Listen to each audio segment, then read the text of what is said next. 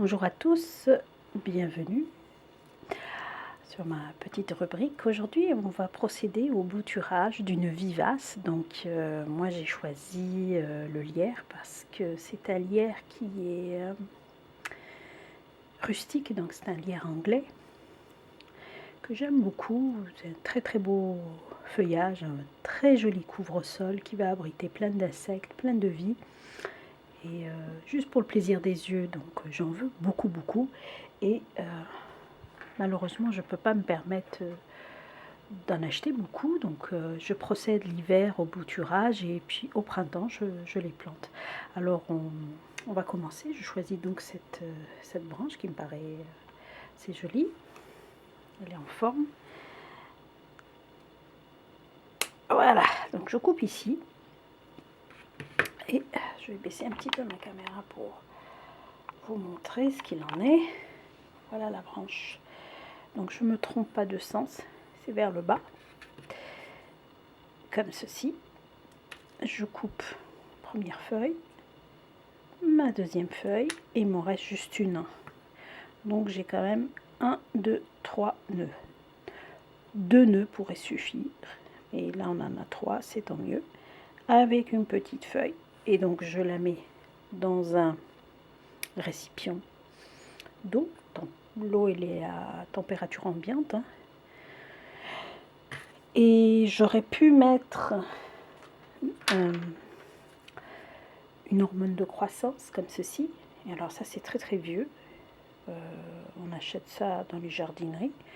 Ça n'a aucun intérêt si ce n'est que c'est un produit qui se vend bien, mais inintéressant parce que en fait quand vous coupez comme ceci, la plante elle-même a des hormones de croissance. Donc c'est pas nécessaire d'en rajouter. C'est vraiment un argument de vente. Mais si vous voulez, vous pouvez, mais je ne vois pas l'intérêt. Sinon, les vivaces ont une croissance très lente. C'est pour ça qu'elles sont plus chères que les annuelles. Donc,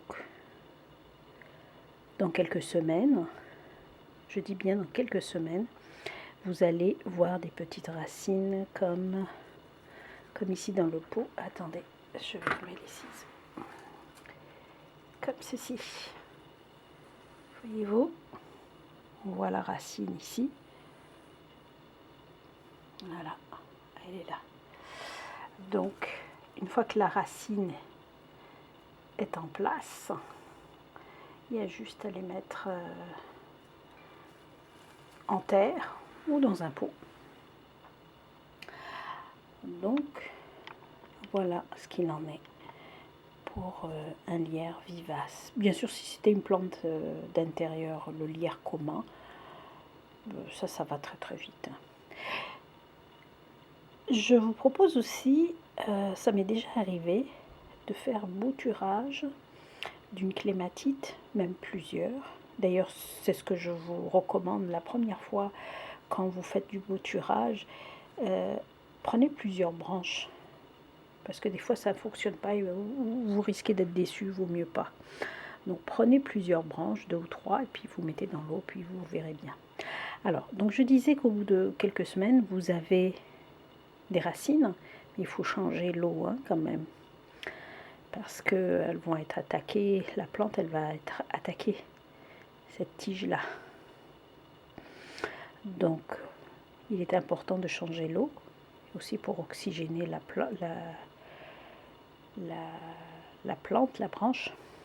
Il faut que l'eau soit propre. Mais admettons que vous partez, ce qui m'est arrivé, une dizaine de jours en vacances, et vous avez préparé vos boutures.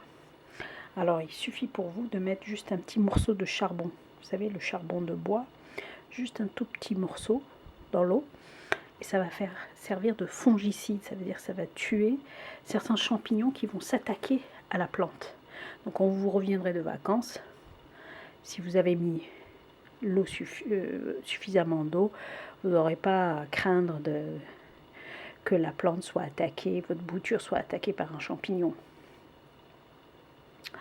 Sinon, toujours dans le bouturage des vivaces, vous avez,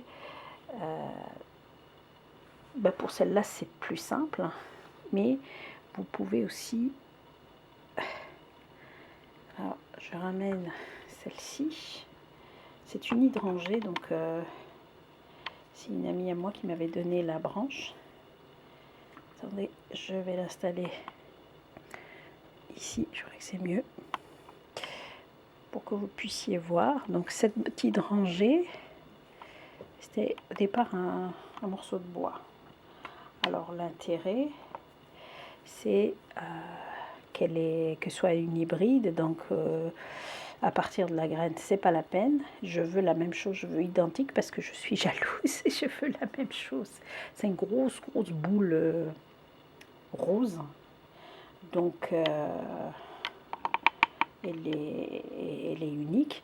Donc elle m'a donné la tige et j'ai bien fait attention au moment où elle a coupé. Regardez, il y a, alors, je ne sais pas si on voit ici, il y a un nœud, le deuxième, le troisième, et puis là vous avez la branche, les feuilles au-dessus, donc que j'ai coupé. J'ai laissé tremper quelques semaines dans de l'eau, pas besoin d'hormones de croissance. Puis dès que j'ai vu les racines apparaître, j'ai mis en terre immédiatement. Donc là, elle commence à être très, très à l'aise. Donc elle me fait de belles petites feuilles ici et là. Et donc dès que la belle saison sera là, je la mettrai en terre. Sinon, vous pouvez procéder exactement de la même façon. Et c'est beaucoup plus simple avec la menthe. Toujours pareil, 2 nœuds ou 3.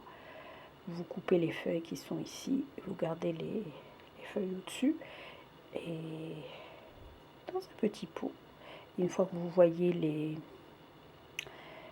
les racines apparaître, vous les mettez en terre.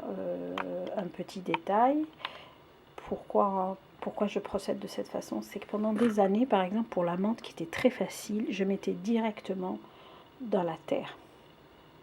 Et ça ne marchait jamais. Voyez-vous, celle-ci déjà, elle a rendu l'âme. Vous voyez. Ça, c'est parce que soit c'est dans la terre, soit vous les ramenez du magasin. Quand vous achetez vos fruits et légumes, il y a des petites mouches, des petits moucherons, qui s'appellent en latin, je crois, Drosophilia, qui plantent leurs œufs dans la terre et qui se nourrissent de la sève. Donc ça veut dire que votre bouturage ne marchera jamais. Et ça quand j'avais débuté dans le bouturage, ça me faisait ça. Donc je n'avais jamais cette possibilité. Je me posais des questions. Et en fait, ça bousille une récolte parce que les larves se nourrissent de la sève ou alors des jeunes plants. Donc faites attention, il vaut mieux avoir les racines, puis après les mettre en terre. Mais vous pouvez mettre en terre si vous pensez que elles ne seront pas victimes d'un moucheron. Voilà pour aujourd'hui, donc à bientôt pour une nouvelle rubrique.